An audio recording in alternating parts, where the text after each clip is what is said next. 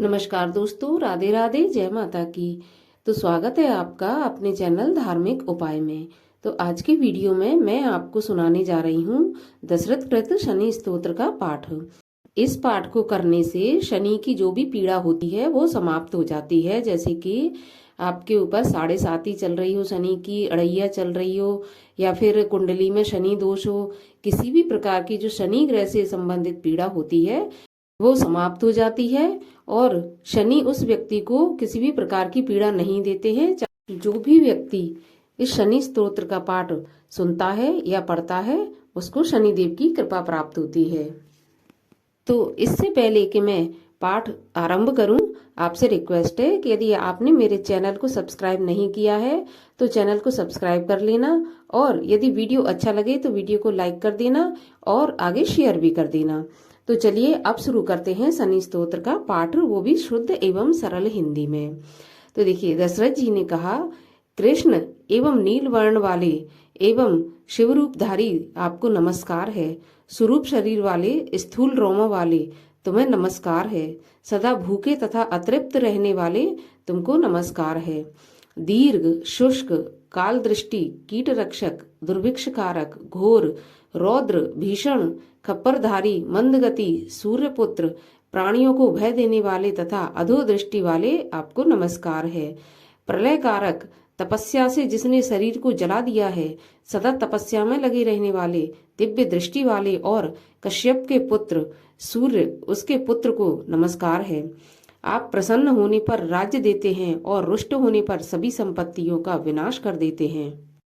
हे सूर्य पुत्र, आपको नमस्कार है। देवता, असुर, मनुष्य, पशु, पक्षी, सर्प आदि प्राणी आपकी दृष्टि मात्र से दुखी हो जाते हैं। ब्रह्मा, इंद्र, विष्णु, सप्तऋषि, इन पर भी जब आपकी दृष्टि हो जाती है तो ये भी अपने पदों से च्युत हो जाते हैं। देश, नगर, गांव, द्वीप तथा वृक्ष आदि भी आपकी दृष्टि पड़ने पर समूल नष्ट हो जाते हैं। इस प्रकार दशरथ द्वारा स्तुति किए जाने पर महाबलवान ग्रहों के राजा शनि ने प्रसन्न होकर कहा, हे राजेंद्र, मैं तुम्हारे इस स्तोत्र से प्रसन्न हूँ। अब मैं तुमको ऐसा वर दूंगा जो तुम्हारे मन में है। दशरथ जी ने कहा, हे शनिदेव, यदि आप मुझ पर प्रसन्न हैं तो मुझे इच्छित वर दो। तुम आज से किसी को कष्ट मत देना। हे शनिदेव, यही मेरा प्रिय वर है। शनिदेव ने कहा, यद्यपि ऐसा वर मैं किसी को देता तो नहीं हूँ, किंतु प्रसन्न होने के कारण तुमको दे रहा हूँ। तुम्हारे द्वारा कहे गए इस स्तोत्र को जो मनुष्य, देवता, असुर, सिद्ध, विद्याधर तथा सर्प आदि पढ़ेंगे उनको शनि की बाधा कभी नहीं होगी।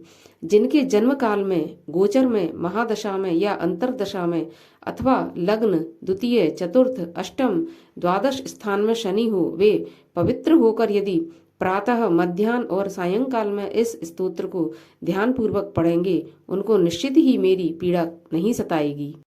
हे राजन, वर देने वाली लोहे की एक प्रतिमा को बनाएं। उसके 4 हाथ हों और उसमें धनुष, शूलबाण धारण किए हों।